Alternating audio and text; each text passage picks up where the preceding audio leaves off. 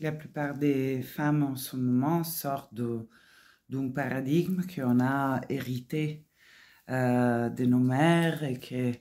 est le paradigme du sacrificiel.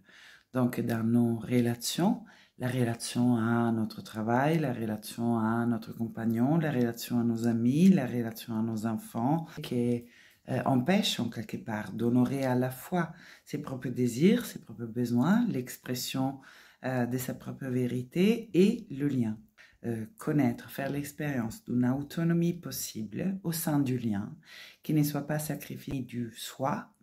de ses propres désirs, de ses besoins, de ses préférences, de ses envies,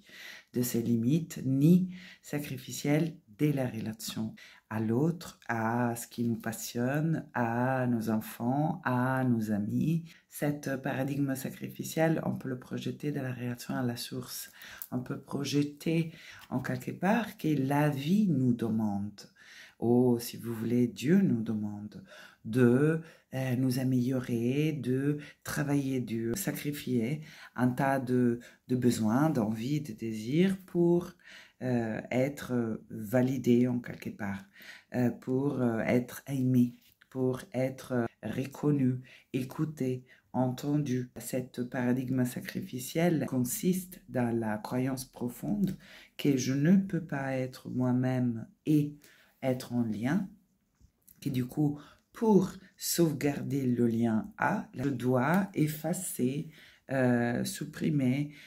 tordre certains aspects de mon être. Et alors, la possibilité qui s'ouvre en ce moment est pouvoir être enfin soi, nos désirs, nos besoins, nos envies, nos préférences, nos oui et nos non, et être profondément en lien, en relation à. L'idée que aimer signifie s'oublier, que aimer un travail ou une profession signifie devoir renoncer à un tas de choses, renoncer à un temps de repos, renoncer à le rythme qui nous conviendrait davantage, renoncer à exprimer sa propre authenticité, renoncer à poser des stops, à dire des non, basculer dans cette paradigme de la renonce à le paradigme opposé qui consiste dans la compréhension profonde que plus je suis moi-même, plus je connais mes besoins, plus je valide mes besoins, plus j'exprime mes besoins, plus je connais mes désirs, plus je valide mes désirs, plus j'exprime et plus je vibre mes désirs, et plus en fait la relation à quelqu'un ou quelque chose en bénéficie. Parce que pour la première fois, je me donnerai la possibilité d'être moi dans le lien,